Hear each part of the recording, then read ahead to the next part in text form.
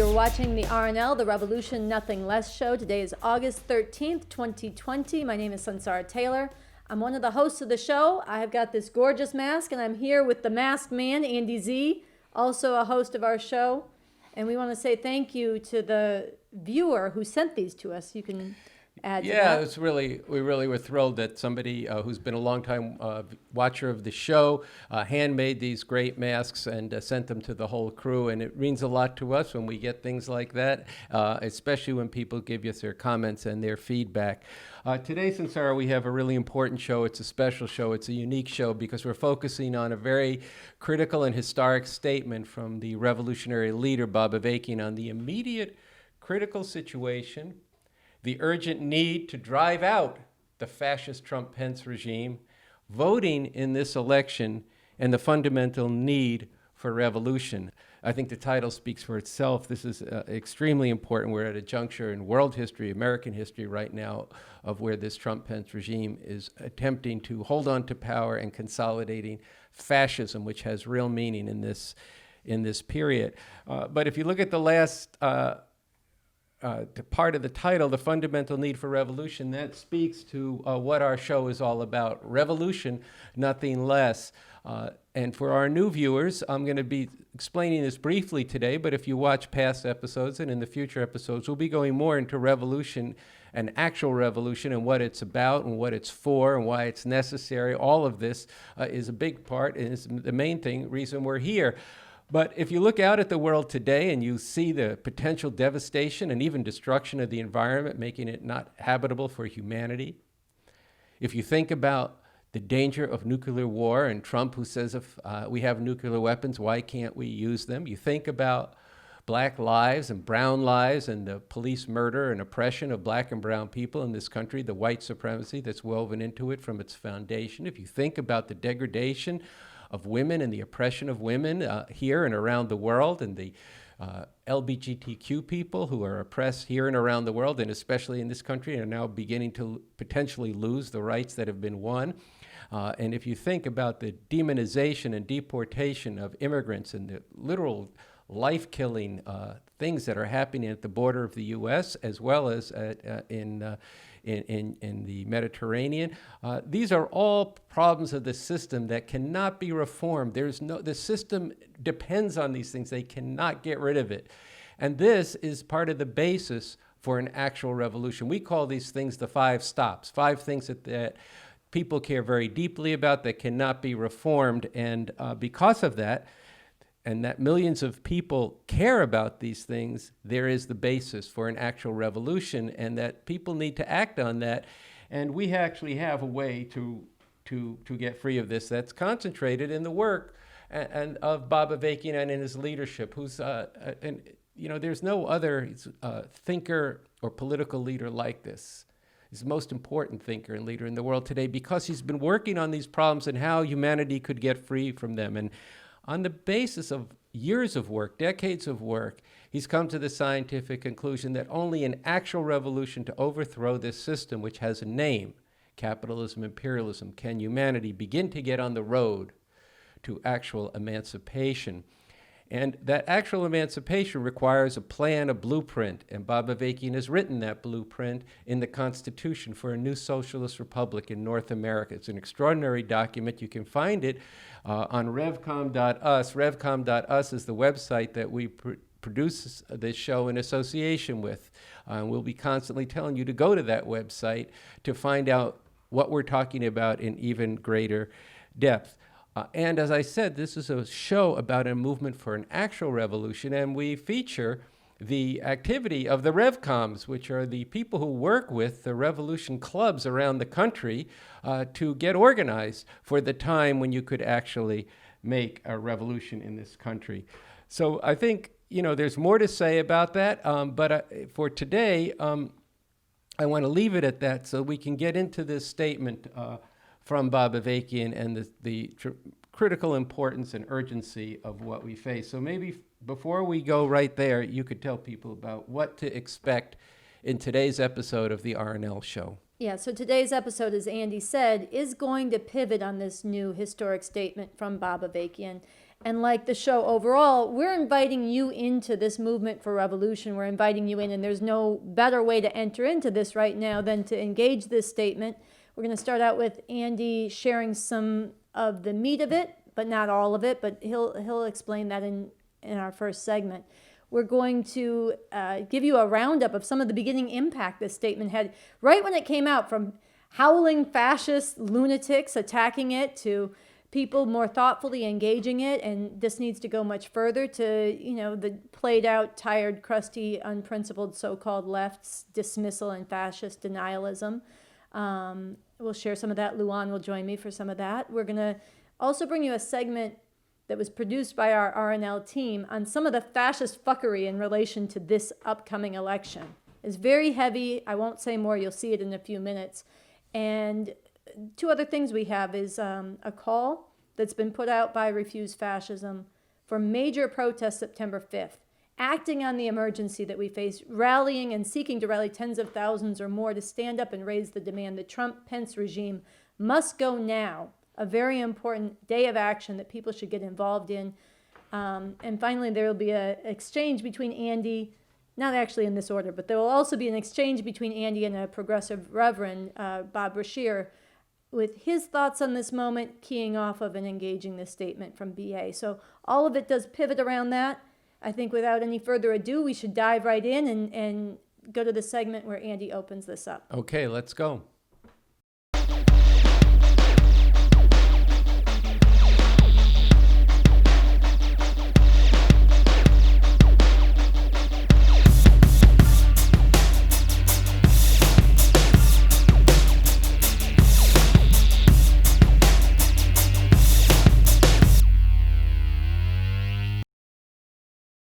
On August 1st, 2020, Bob Avakian, BA, issued a major statement of tremendous importance. In fact, the future depends on masses of people taking in its basic message, engaging it, and then acting on what it calls for. BA lays out the themes and the urgent content of the statement in its title. On the immediate critical situation, the urgent need to drive out the fascist Trump-Pence regime, voting in this election, and the fundamental need for revolution. There is a lot packed into this title, all four parts of it, but note well the immediate and critical urgency of what we face. Today's program is going to go into these themes, these crucial points. We are fortunate that Bob Avakian made an audio reading of his statement, and I'm going to be playing excerpts to provide us with a basic view of the depth and the strategic orientation that he provides. There is tremendous depth, as I said, complexity, nuance, and dialectics, which means relationships to this piece. You really do have to read and listen to the whole thing, and do so more than once. If you don't, you're not being serious, nor are you fully confronting the grave danger that humanity faces from this regime. And in this introduction, I will set the stage for our full program today and for your deeper engagement with the statement, which you can find at our website, www.revcom.us. But let's begin with listening to how Bob Avakian puts the challenge to the people, to how he captures the stakes for all of us. Right now, for everyone who is concerned with ending injustice and oppression, and with the question of whether humanity will have a future worth living, or will have a future at all, removing the Trump-Pence fascist regime from power is an immediate, urgent question and truly historic imperative. And for those who understand the need for revolution, for the overthrow of this system as the fundamental solution to the continuing horrors this system causes for the masses of humanity, whether this system is ruled through an open fascist dictatorship or the disguised democratic dictatorship of the ruling capitalist class. The immediate struggle to oust the Trump-Pence regime from power must be approached not as a diversion from or substitute for building the movement for the revolution that is needed, but precisely as part a crucial part and urgent requirement of the overall work of building for this revolution. Our fundamental goal and guiding star remains revolution, nothing less. BA continues the statement saying, in everything we do, including in all the struggles we take part in that are themselves short of revolution, our consistent approach is and must be to make all this serve that fundamental goal of revolution and the emancipation of humanity. And then BA concludes part one, which is the introduction to the full statement, with this. Normally, we revolutionary communists argue that people should not vote in bourgeois elections, which serve to reinforce the existing system of capitalism, imperialism, and feed popular illusions that exploitation, oppression, and injustices can somehow be reformed away, short of getting rid of the system that gives rise to these horrors in the first place. But is this the right position to take in relation to this particular election? To answer this, we need to look at the whole picture. BA presents a devastating picture of what the Trump-Pence regime has done and where it is headed. And here I will just say that concentration camps on the border and paramilitary forces deployed to suppress protests should be reason enough to recognize this fascism and oppose it. But the full picture of this regime's fascist assaults on humanity is something that no one should become used to, a cost that is measured in countless lives that are already lost. BA says in his statement, but as horrific as all this has been, it is not just a matter of horrific policies, but of a qualitatively different form of rule, based on brutal repression and violation of what are supposed to be the most basic rights. If this regime is able to further consolidate its power and make further leaps in implementing its horrific objectives, this will result in a devastating setback for any attempt to resist injustice and oppression, and will very likely lead to the brutal repression and even annihilation of defenders of democratic rights and proponents of any meaningful progressive reforms, as well as any organized forces fighting for fundamental revolutionary change. Let me repeat. This will result in a devastating setback for any attempt to resist injustice and oppression, and will very likely lead to the brutal repression and even annihilation of defenders of democratic rights and proponents of any meaningful progressive reforms, as well as any organized forces fighting for fundamental revolutionary change. Take that in and go and read and or listen to the full argumentation at revcom.us.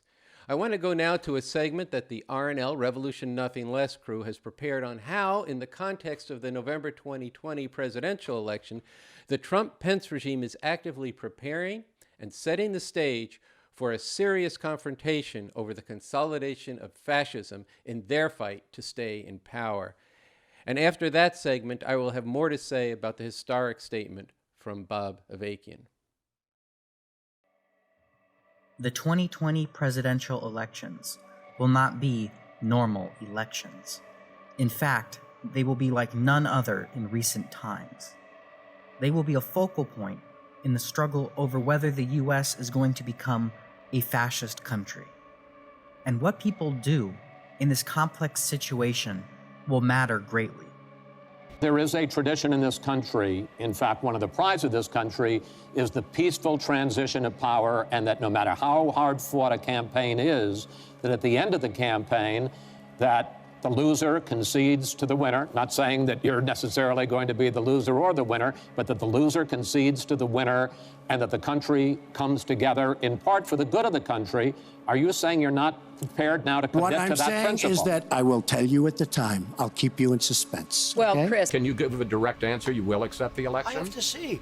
Look, I have to see. No, I'm not going to just say yes. I'm not going to say no. And I didn't last time either. Since June of this year, groups of politicians, academics, and military officials have been quietly meeting to run simulations and game out scenarios. What if President Trump refuses to concede a loss, as he publicly hinted he might do?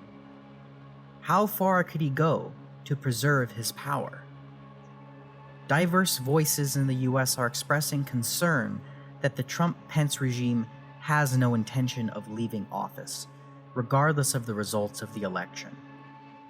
And these fears are justified. Not only has Trump repeatedly tweeted in opposition to the whole idea of using mail-in ballots, he has also floated the idea of postponing the elections altogether. Trump and the Republicans are doing everything they can to cheat and steal the election, suppressing voters who are likely to vote against Trump, and at the same time delegitimizing the election beforehand, claiming in advance that the process is rigged. Then, if they lose, they can try to hold onto power while contesting or denying the results. In the name of preventing voter fraud, states are passing laws that restrict what does and doesn't qualify as proper identification for voting. Texas passed a law that specified that a gun license could be used as voter ID, but a state university ID could not.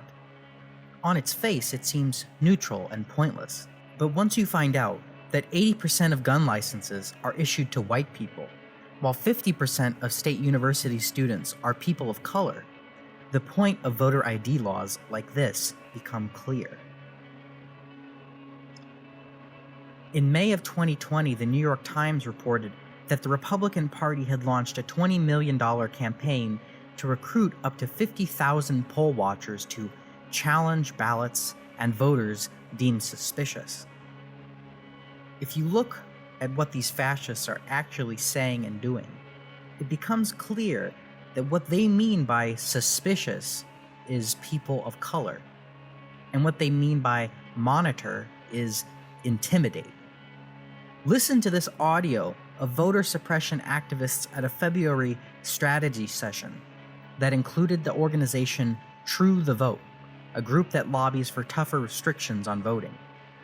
Do you want to go into an inner city precinct or a tribal precinct and be the Republican there to oversee things? I mean, that is not a comfortable place to be, and that's where this fraud happens.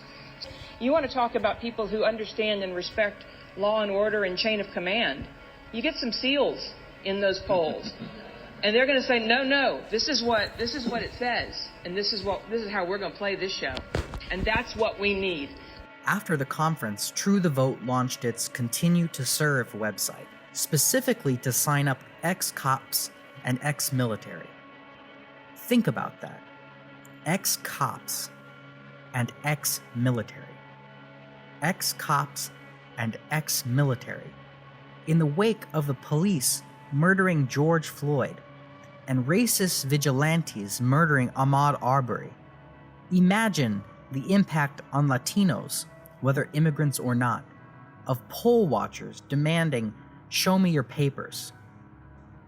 This Republi-fascist push for poll watchers is aimed at nothing less than scaring black and brown people away from polling places. At the same time, fascist forces led by Trump are launching an all-out assault on the legitimacy and integrity of this election if they are not successful in these efforts to engineer an electoral win. The way they are doing this is by claiming in advance that the election is rigged. Trump has led the charge on this by attacking mail-in or absentee voting, which is going to be much more common this year due to the pandemic. Various researchers have put forward that mail-in voting is a virtually fraud-proof method, already widely used throughout the US, especially by seniors, rural people, and those in the military, constituencies that usually lean Republican. But now that this will be increasingly needed and used by Black, Latino, and Native people, it's become a target for the fascists. On May 24th, Trump tweeted, "The United States cannot have all mail-in ballots. It will be the greatest rigged election in history." 4 days later, it was, "Mail-in voting will lead to massive fraud and abuse. It will also lead to the end of our great Republican Party." Through cutting funding and hours for the Postal Service, the Trump-Pence regime is hobbling the ability of the Postal Service to function ahead of an election where its services are vital. He is working to create a self-fulfilling prophecy meant to sow doubt and confusion around the results. Looking forward to Election Day, given what Trump has already said and done, consider how things could play out if Trump loses the election. His supporters, including the armed ones, the tough people, and the bikers for Trump, could be mobilized and pour into the streets to defend him, perhaps backed or even led by the rapid deployment forces he has created. As Bob Avakian recently emphasized, Trump is not only seeking to suppress the votes of people who will vote against him, but is also preparing to utilize forceful, violent repression to remain in office if he is not declared the winner in the election. this, together with the likely confusion created by the pandemic and a massive increase in mail-in voting, could provide the basis for the regime to dig in. All of this is very dangerous and needs to be opposed as part of the movement to drive out this regime now. Trump is out now! Right now! Right now! Right now! Right now! Right now! Right now! So that should give you a sense of the serious and grave danger for how the Trump-Pence regime is preparing for a full-bore fascist approach to not just holding onto power, but bludgeoning into place a fascist America. And before that great film segment, we left off with an important point from Bob Avakian, that all the regime has done and what they are bringing now will, quote, result in a devastating setback for any attempt to resist injustice and oppression, and will very likely lead to the brutal repression and even the annihilation of defenders of democratic rights and proponents of any meaningful progressive reforms, as well as any organized forces fighting for fundamental revolutionary change. So after this, as the statement goes on, Bob Avakian poses sharply the overwhelming need to mobilize mass, determined, sustained, nonviolent protest to oust this regime. He poses the near certain disaster that would result from simply relying on elections. But then he goes into why and how. At this critical hour, every appropriate means of nonviolent action must be utilized to remove this regime from power. And if, in spite of mass protest demanding the removal of the Trump-Pence regime, this regime remains in power when it is time for voting, then, without placing fundamental reliance on this, using all appropriate means to work for the removal of this regime must include voting against Trump, assuming the election is actually held. To be clear, this means not a protest vote for some candidate who has no chance of winning, but actually voting for the Democratic Party candidate Biden in order to effectively vote against Trump. What is concentrated in BA's statement is a profound and strategic analysis of how to understand the role of voting in this election. why it will be disastrous if we rely on voting without a mass mobilization in the event that Trump refuses to leave office, or even if he does. Why and how, in the situation where there is an election, voting against Trump can contribute to the struggle to drive the regime from power. This is not a matter of voting for the lesser of two evils, but of defeating a fascist future. To approach this election from the standpoint of which candidate is better means failing to understand the truly profound stakes and potential consequences of what is involved. The fact is that there can be one and only one good that can come out of this election: delivering a decisive defeat to Trump and the whole fascist regime. Doing this would create far better conditions for continuing to wage the struggle against everything represented by the Trump-Pence regime and all the oppression and injustices of this system, and would be a great gift to the people of the world. BA goes on then to discuss in still greater depth the relationship between voting and the need for a determined nonviolent struggle against the fascist Trump-Pence regime, drawing important historical reference to Nazi Germany. Digging down deeper, Bob Avakian returns to a critical point of orientation he has been stressing over the last several months, that there will not be, and no one should want to, return to the normalcy of this system, which ruthlessly exploits and oppresses people here and around the world and is woven through and through with white supremacy. Bob Avakian sharply and unequivocally makes the point that, quote, no fundamental change for the better can come under this system, end quote. And he concludes the statement with this. In summation, given the truly monumental stakes involved, not only in terms of any particular issue, no matter how important, and not merely in terms of this country, but for the masses of people throughout the world and the future of humanity, there is a great need to approach things and act with the sophistication necessary to handle the complex and difficult contradictions involved in all this. Having a broad vision, rejecting petty sectarianism and brittle dogmatism, and not falling into a paralyzing either-or. Either we fight against white supremacy and police terror, or we fight to bring about the removal of the Trump-Pence fascist regime.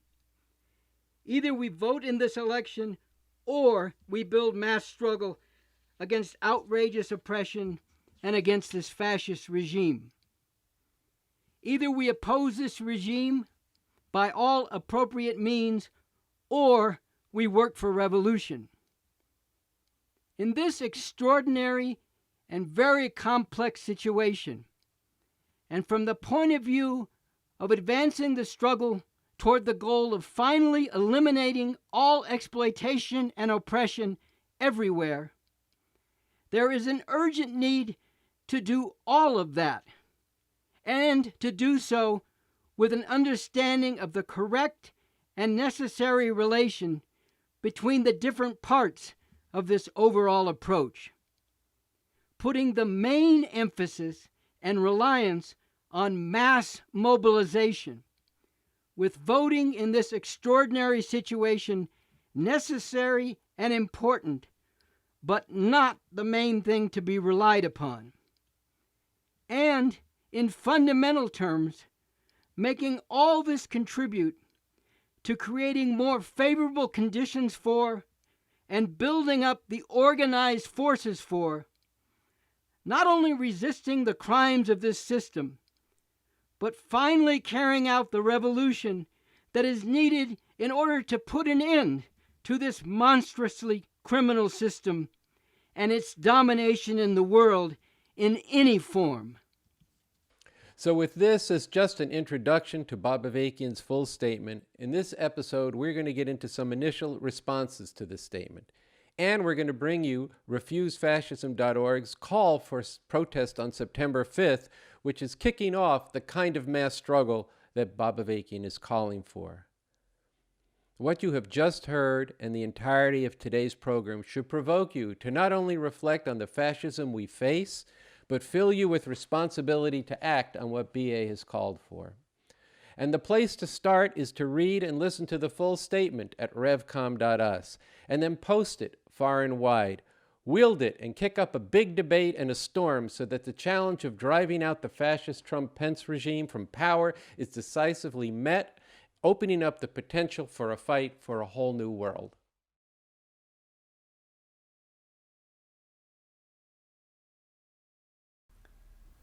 So I'm here in the studio with Luan, and we want to share a bit of the beginning response to this statement from BA that Andy was just telling you about.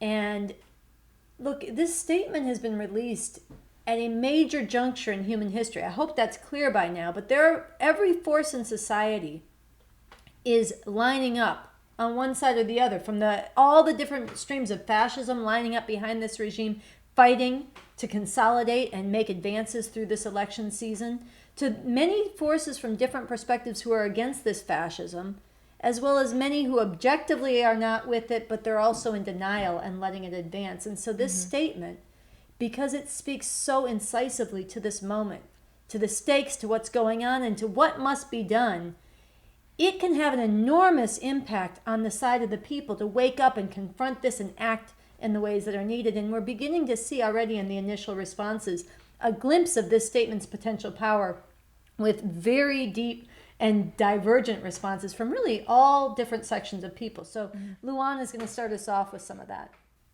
So one thing that we saw is a lot of these different fascist forces that support Trump really went after this statement immediately. There was an article that was put out by the Washington Times, which is a right-wing publication. There was articles put out on Breitbart and Fox News. Donald Trump Jr. actually retweeted some of these articles.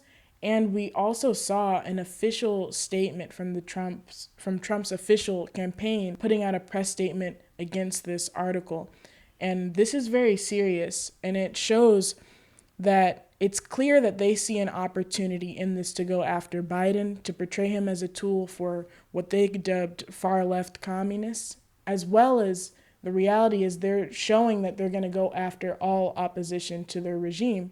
And we just want to go back to and look, they've said that they see in Trump their last chance to impose their whole fascist program. And this is reflected how they really went after this statement that Bob Avakian recently put out. Yeah, and I think it's worth noting too that these fascists, very serious, I agree with you. They also brought more attention to this statement, and this is something that made other people pay more mind to it. We have to build on that. I want to take note there were a number of more mainstream liberal journalists, some of whom have spent a lot of time sounding the alarm on the rising fascism in this country, who responded to this as well. I wanted to read a couple of responses. One tweeted out, "Holy shit, Bob Avakian has endorsed Joe Biden." And they sent out a link to the statement from Bob Avakian. Another one wrote, "You can't vote to defeat Trump unless you also vote for Joe Biden. Chomsky can say it, Brother West can say it, even Bob Avakian can say it." So while these don't say as much and they're not as deep an engagement as we need among different sections, they are responding and again entering into this debate that needs to happen. There were a number of much more substantive responses of various kinds as well, including from people who are very concerned of different kinds. We've published quite a few of these at revcom.us. Luan picked a few that we wanted to share with you here. So the first one I'm going to read is from a filmmaker, documentarian, and they said, when the RCP actually calls for people to vote, you know the situation is really, really bad. I've always admired the intellectual tenacity of Bob Avakian. His social and geopolitical analysis are always on target. The next is from a retired supervisor in a prominent black church, and they said, my goodness, yes, Bob Avakian went all out with that. He is a very clear thinker, and we should move ahead with this message. You hear people now saying terroristic, fascistic. It is used more freely. Dictatorship, Nazis. This is openly being said. Trump is undermining the democratic system. These are all common statements now. But Bob Avakian and Refuse Fascism have been saying it from the beginning. Bob Avakian talks about the unprecedented times that we're in, and Avakian warns of the dangers, but it is more than even I expected, and it intensifies by the day. Then Trump calls for possibly not having elections. That is the extreme end of it.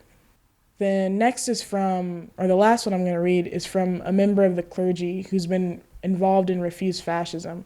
And they said, BA's statement is very clear, and what I hear BA saying is that the situation is so dire, we need to take whatever measures we can to get back to some kind of normal, to get to creating a revolutionary situation, and that fascist Trump consolidating is not just a threat to revolution, but to the human race as a whole. This speaks very well of Avakian, and he is putting the well-being of human beings first. So in reflecting on some of these statements, and again, there are more at revcom.us, there's a lot revealed. There's a lot to learn from these and what people are seeing in the moment, in the appreciation they're showing for the clarity of BA's analysis and thinking here, and in the sounding of the alarm. So I think it does reveal a lot of the potential if this statement was to get out much, much more broadly to bring this kind of clarity to many more people who are agonizing and searching for a direction right now. Having said that, in reflecting on this, we were both struck that among not just these, but others on the website and others we've talked to, there among those who are responding to the alarm and the sense of emergency and appreciating that, there is, and rightly so, a lot of note being given to the fact that the situation is so extreme that BA is including the need to vote for Biden, to vote against Trump as a response. But there's less commenting and dealing with the emphasis BA puts on not relying on these elections and really mobilizing all out in the streets to confront this. So this underscores the importance of a segment that we'll have a little later in the episode, actually, on the protest being called by refusefascism.org this September 5th to demand Trump Pence out now, and for us all to be mobilizing for that. So we'll return to that a little bit later. Finally, there was a wave of responses that ranged from fascism denialism to fascism denialism paired with intellectual and ideological dishonesty and idiotic snark. And some of these people argued that rather than waiting till it got to this point and voting for Biden, BA and the RCP should have gotten involved in the election sooner and backed Sanders. And as a part of the showing and dragging the Democratic Party more to the left and showing the media that the working class is more radical than they're portrayed. And this kind of argument is way off the mark. And in the statement that Avakian has actually written, that they're claiming to be critiquing, Avakian writes this: to approach this election from the standpoint of which candidate is better means failing to understand the profound stakes and potential consequences of what is involved. The fact is that there is one and only one good that can come out of this election: delivering a decisive defeat to Trump and the whole fascist regime. Doing this would create far better conditions for continuing to wage the struggle against everything represented by the Trump-Pence regime and all the oppression and injustices of this system, and would be a great gift to the people of the world, end quote. The point is precisely not to rely on the normal workings of the system and through elections on their own terms, and this includes any kind of notion of dragging the Democratic Party more to the left. It's not about voting in who's going to be a more liberal candidate. The point that's actually being made is the need for a massive struggle that's actually required to drive out this fascist regime, and dealing a decisive blow to Trump through the elections can drastically contribute to the massive struggle that's needed. Yeah, I think that's really important. And, most of the rest of these so-called left responses were so low level that Luan and I didn't even feel they merited a response so much as a scolding. I mean, some of them, including one of the main editors of the Jacobin publication, didn't even engage BA's own words. Instead, they spread and snarked about a fascist publication's distortion of what BA said. This is intellectual bankruptcy, this is dishonesty, this is destructive, and it's in the service of fascism denialism. which is every bit as dangerous to humanity as climate change denialism, straight up.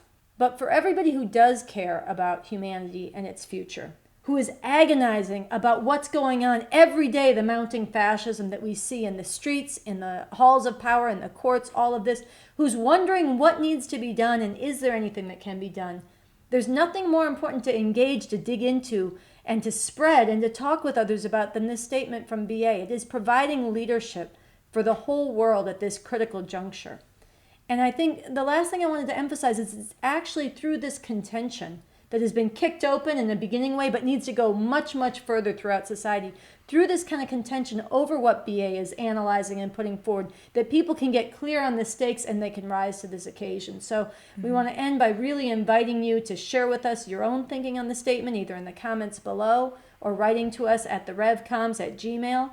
Share with us what you're running into as you spread it and share it with others, and work with us to make this a major force throughout society and to take up and act on what it is calling for.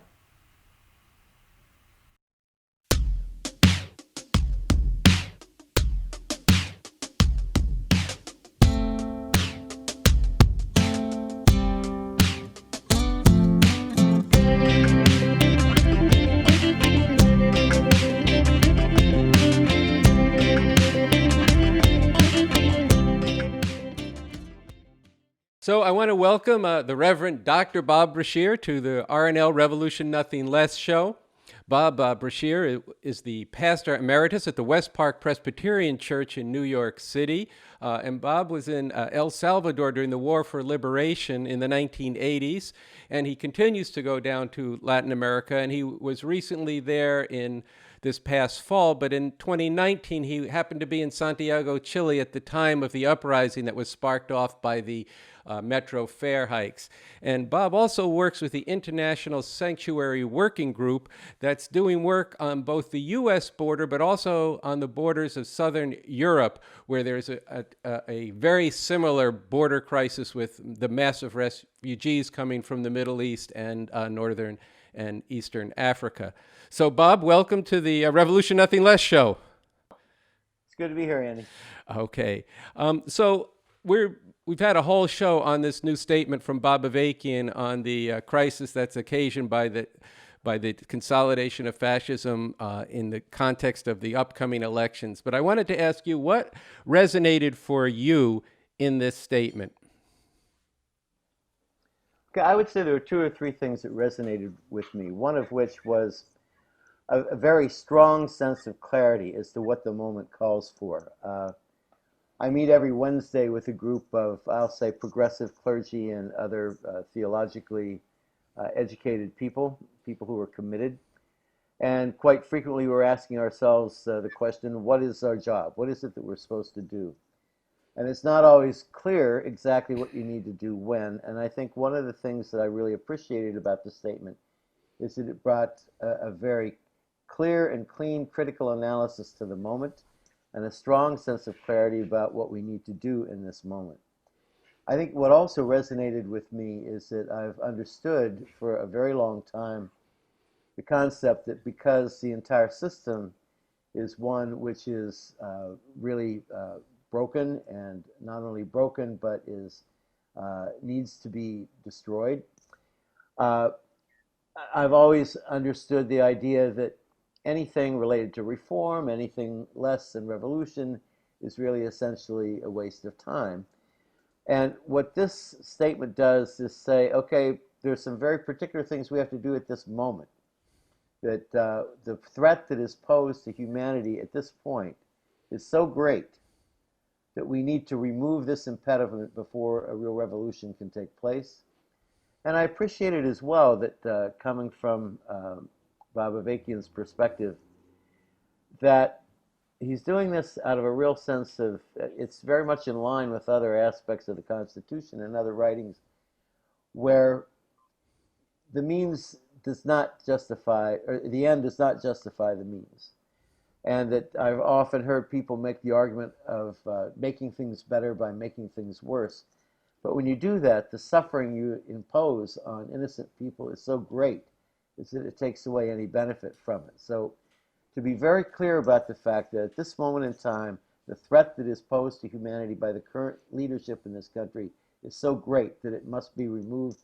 And one way to do that is by participating in the election and even voting for Joe Biden. And so to be able to see that as a clear and necessary step towards what can come later is I think, really, really helpful for me and for others. Well, there's a lot I really appreciate in that, in what you just said. I want to just, for our audience, the Constitution you're referring to is the Constitution for a new socialist republic in North America. That would be the future society of this country after a revolution, that was authored by Bob Avakian. And yes, it's very much the case that how he approaches the question of the elections and the potential for the consolidation of fascism is one of proceeding from the interests of all of humanity and consistent with what's a hallmark of what his work, which is that the means must be consistent with the ends. I want to come back to the relationship between fighting for I want to come back to the question of how we see this related to the process of revolution, but I want to first stay on what you just, the heart of what you just said, that this is an extraordinary situation that we face, and fascism is no joke. You have been in countries that have had fascist regimes. In the past, you've been in countries that were experiencing fascist regimes, and this does require, and what he's fundamentally calling for in this statement is for massive, nonviolent, sustained protests as the key element to drive out this regime before the election, and should the election be contested, to continue that and to bring forward the forces from the people in the streets.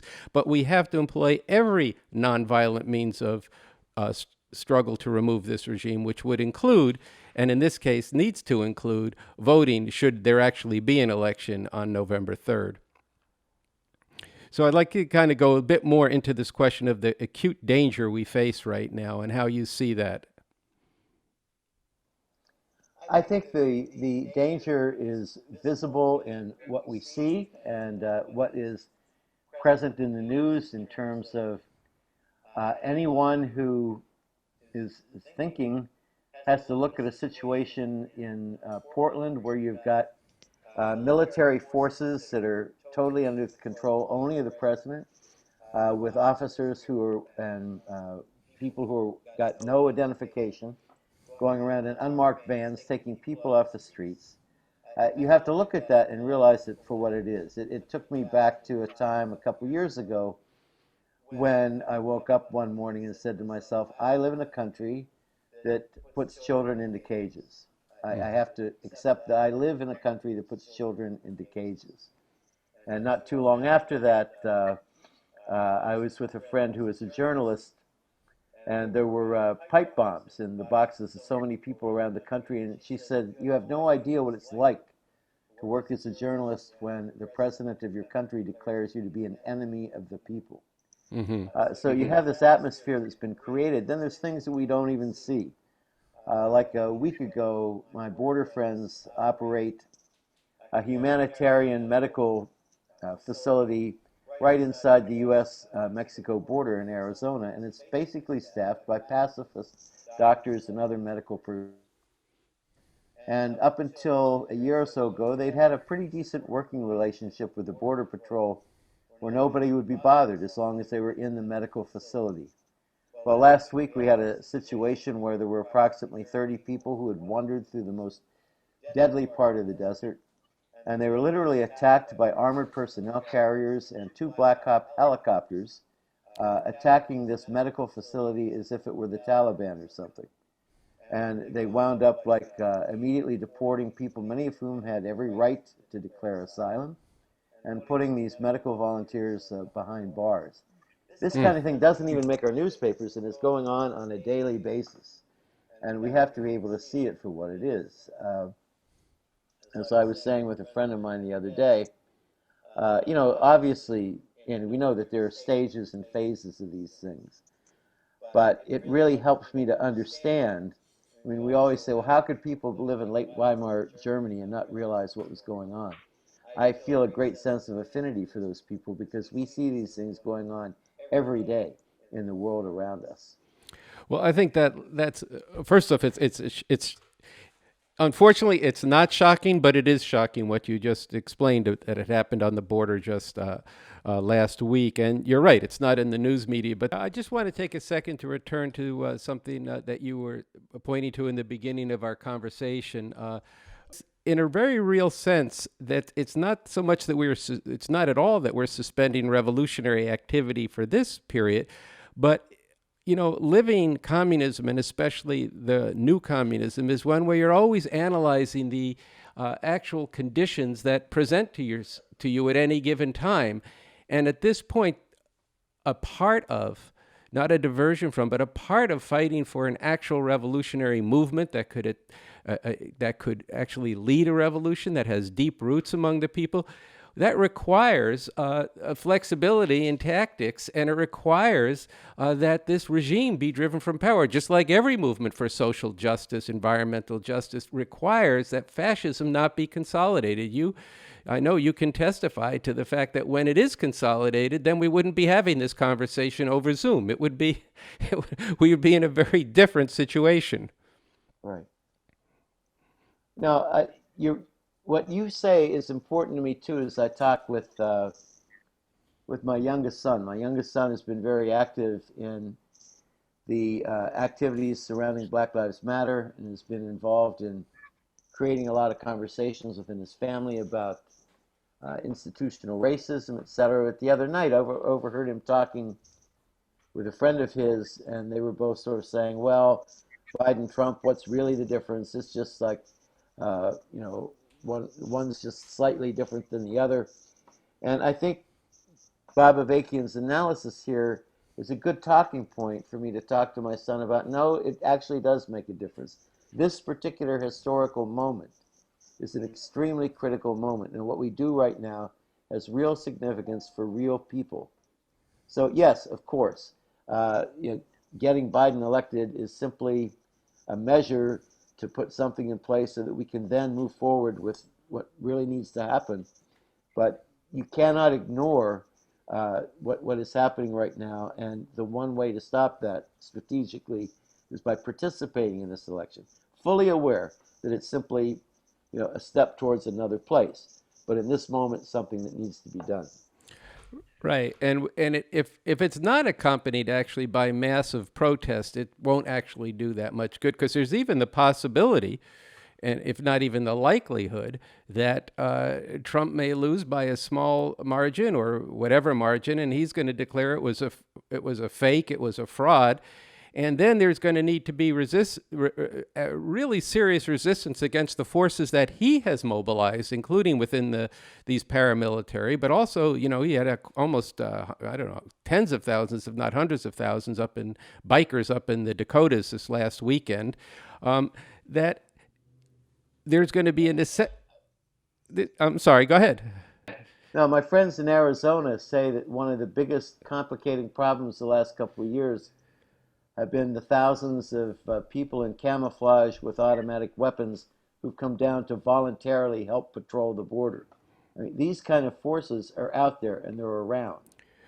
And we don't always see them as we sit here in New York City or other places, but they're out there. And we need to be very, very consciously aware of that, which again speaks to your necessity of organizing large groups of massive protests in order to keep the momentum. Yeah, and so that is really the point, because if you don't have that, you won't be able to do anything. But here's where the voting actually interacts with that. If people can broadly get a sense that, hey, man, we actually voted and participated and we won this election, now he's trying to take it, that would steal it, that would actually strengthen, and people would see a certain sense of legitimacy in saying, no, he can't do that, whatever legal means he applies, even as Avakian brings out in the statement that a fascist regime on the face of it is illegitimate, and it's been illegitimate from day one, and so these are things we have to get at. So this opens up a bigger conversation. There's things I'd like to talk with you about going forward, and particularly around the role of the role of the progressive church and the role of the evangelical Christian fascist movement, and the struggle within all of that to be able to bring forward the people who of conscience to be a massive force, in defiance and in resistance to what is actually unfolding here. So this is something I'd like to get into in a future episode. Maybe have you back. I appreciate that because I think it's a really critical conversation and a place where we all need to be focusing our attention.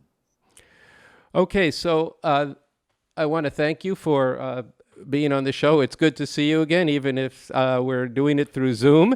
And stay well and keep up the work with the International Sanctuary Work Group here and in Southern Europe. So thanks for being on the RNL show. Happy to be here.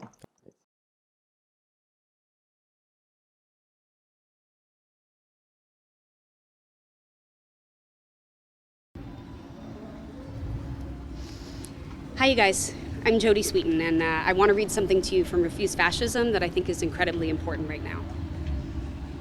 As Trump threatens the elections and sends fascist stormtroopers into cities, build for united nationwide mass protest on Saturday, September 5th, to demand Trump-Pence out now. We are speeding towards an election that Trump is already contesting and now threatens to delay. This election, if there is an election, will be a showdown over the form of rule in this country. Will the Trump-Pence regime hold on to power and be given a mandate to violently suppress dissent and criminalize protest? Will the regime that brands as their enemy all those who struggle for a better world, whether for Black lives or the environment or immigrants' rights, be unleashed to exact revenge aimed at destroying our ability to stand up again? This and worse is unfolding right now, and it has a name: fascism. Now is the time to marshal the people for a determined struggle to demand the Trump-Pence regime out now. All who have been demonized and criminalized by this regime and the millions who hate Trump and what he stands for must unite with an unwavering resolve to remove this regime from power the soonest possible time. A fierce battle for our future is underway. The energy that millions of people from many different nationalities, backgrounds, and political beliefs brought to the streets across this country after the horrific murder of George Floyd, and the determination that thousands brought to the streets of Portland to stand strong against Trump's stormtroopers, can and must become the force to remove this hateful regime from power. For more than 3 years, people have relied on the normal channels to stop this regime, only to watch them turn into dead ends. But the months of Black Lives Matter protests show how dread can be transformed into hope. Our power is sustained, mass, nonviolent protest in the streets. Our strength is our diversity. Our demand is for justice. These are the ingredients that have driven out hated regimes and corrupt leaders around the world, from South Korea in 2017 to Armenia in 2018 and to Puerto Rico in 2019. Using voter suppression and gerrymandering, unfounded accusations of voter fraud, mainly by immigrants and Black people, attacks on mail-in ballots, which are completely legal, and a plan to recruit ex-military and police as poll watchers to challenge voters that they deem suspicious. The Trump-Pence regime has shown its determination to maintain a stranglehold on power through legal and extra-legal means. Even talk of canceling or indefinitely postponing the elections is not outside the realm of possibility, as we have seen. Relying on the upcoming elections without a mass struggle now to demand the removal of the regime is a mistake with catastrophic consequences for people in this country and around the world. We cannot wait for the Trump-Pence regime to further delegitimize and degrade the elections. Just as the German people could not have stopped their genocidal fascist program without driving out Hitler and the Nazi regime, we must act with all our resolve to drive this regime out of power. Allowing this 21st century fascist regime led by a demented bully with his finger on the nuclear trigger to consolidate its rule in the most powerful country in the world, is to foreclose on a future for humanity and the planet. There is no painless resolution to this deepening crisis. In the words of the great abolitionist Frederick Douglass, if there is no struggle, there is no progress. Those who profess to favor freedom and yet deprecate agitation are men who want crops without plowing up the ground. They want rain without thunder and lightning. They want the ocean without the awful roar of its many waters. Power concedes nothing without a demand. And to stop a vicious American fascism that threatens the very future of our humanity, the necessary and unifying demand for every struggle for justice to advance is that Trump Pence out now. This regime has already gone after the most vulnerable while continually expanding the groups of people in its crosshairs. Even if you survive that, what will you be forced to accept in the process? Who will you become as you accept the unacceptable? We have everything to lose if we wait, but everything to gain if we act now to bring millions into the streets refusing to accept a fascist America. There are two futures before us. Which one we get is up to us. In the name of humanity, we refuse to accept a fascist America.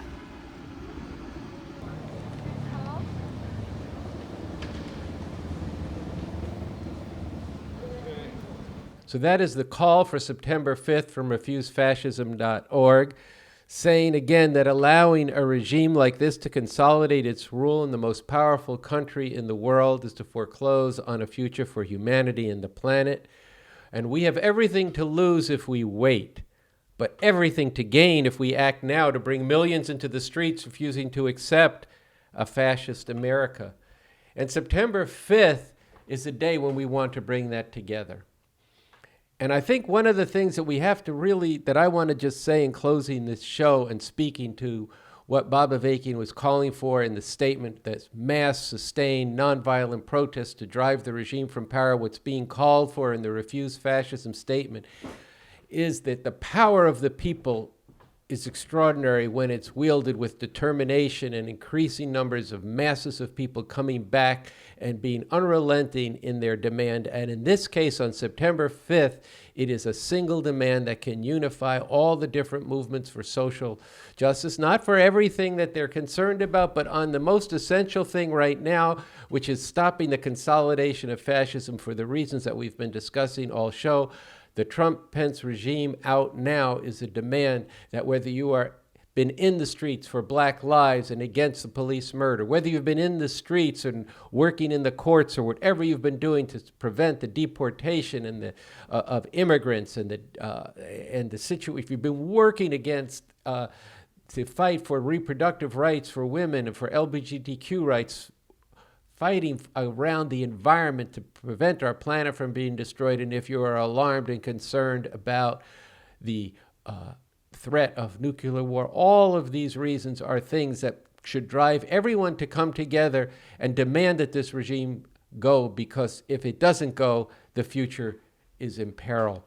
How will this make a difference? I think we have to just look at what was accomplished in the wake of the murder of George Floyd. First of all, first thousands of people came out with determination and said, enough, we're not going to see this kind of boot on the neck anymore. It was quite literally that. Youth came out of all different nationalities. Here in Los Angeles, we've had the Revolution Club to protest to bring Black and brown together. There were millions of white youth there determined to fight for Black lives. This is a big development in this country, potentially the largest protest in the history of this country that was sustained and is still going on in places of 65 days. This changed the conversation because people kept coming back. They were met with, first by the police, rubber bullets, tear gas. the media was against them. And then gradually people kept coming back, and it was taking place in small towns in rural America as well as in the big cities. This made a difference. I haven't seen anything, and most people have never seen anything like this, where the Confederate statues finally were being torn down. And not only that, but even some of the founders of this country who had racist and white supremacist past were being called into question. This is because the youth and all the other people were being unrelenting in their determination to say at that point that Black lives matter. Now, all of that is held in jeopardy now. It's held in the balance if this regime coalesces, and it needs to be driven out from power. But look again at the power that we saw. A lot of this was focused in Washington, D.C., in front of the White House at Lafayette Park. But what did Trump do? He had his military come clear the park. Black Hawk helicopters, stun guns, deer gas. And then he marched with the top brass, the head of the Joint Chiefs of Staff, which is the highest ranking military officer in the United States, marched with him. They cleared the path, pushed the protesters away so Trump could stand in front of St. John's Church with a Bible and declare his allegiance to the fascist, Christian fascist base that he has. But what happened right after that? Outrage happened. People took to the streets in greater numbers. It was denounced. People came back, and they came back, and they came back. And there was a wave of protests. Even opinion makers in the newspapers and other politicians began to say, whoa, wait a second. And you had the chairman of the Joint Chiefs of Staff, Mark Milley, apologize to the people of this country for the use of federal forces to do this, to crush legitimate protests, in contradiction to his boss, to the chain of command, the President of the United States, Donald Trump. This gives you, in one instance, a sense of the power of the people when they stick to their demand and get into the streets in these kinds of numbers. And this wasn't just for just make some adjustment in the police force here or there, or bring in social workers to deal with some of the things that the police are doing. This was about some fundamental questions of white supremacy as the foundation of this country. And imagine this. Imagine millions of people being in the streets in a sustained way, demanding that the Trump-Pence regime must go now. Think of the political crisis that would cause if that was unrelenting. Think of what it means to be going up against the millions of people for whom Trump can do no wrong and who want to see that white supremacist, Christian fascist societies hammered into place. You could change a lot. We could change a lot. But it is not going to happen with just a one-off protest. It is not going to happen with just a few thousand people protesting. It's not going to happen with each movement into its own tent. All these movements have to come into this struggle, yes, with all the demands from the various different streams of that struggle, but everybody's saying that we have a common interest in the future of humanity, that this regime be gone, which is why Refuse Fascism from its inception, Sansara Taylor and I were part of the foundation of forming of Refuse Fascism, and our key stand and slogan was in the name of humanity. We refuse to accept a fascist America. This protest that begins September 5th, and then we have to be continuing and getting to the point where it is day after day, night after night, has the power to put a stop to this and to strengthen our struggle for what is to come, running into the election, through the election, and certainly in its aftermath if it comes to that and we don't drive them from power sooner. So we need to build the strength of the people in this way and to recognize our own strength and for people to recognize their own strength. And that's what I just wanted to add to the Refuse Fascism call, which is extremely powerful, lays out the case for why this must be stopped now. And with that, I'm here with Sansara Taylor to wrap up the 21st episode of the RNL Revolution Nothing Less show. Yeah, well, thank you for that, Andy. I'm glad to be brought back, and I think everybody should really take that to heart. In the name of humanity, we refuse to accept a fascist America, and this is a time to make good on that. So I hope that, and I believe that we brought you quite a bit in this episode that'll help you do that, understand that. I want to ask you to take one moment before we close out to just think about the difference it will make for many, many more people, thousands of people, tens of thousands of people to be watching this show. the impact on their thinking, on the conversations, and on the strength of the people to act in this crucial time. And I want to ask you to join in whatever way you can to spread this show, to tell your friends about it, if you haven't yet, to subscribe to it, but also to get it out in social media, to get it out in the streets and the protests, to get it out in many ways. And I want to end how we began, thanking the viewer who sent us these gorgeous masks. I want to thank them. I also want to uphold that example. Everybody has a role to play, a contribution to make. If you can become a Patreon supporter, that's a financial supporter to this show, please go to patreon.com/therevcoms. Join the community supporting and spreading this show. We'll be back next week. We'll bring you more and in the weeks to come. So that's what I want to say. All right. So we'll see you next week at the RNL Revolution Nothing Less show, right here at the RevComs YouTube channel.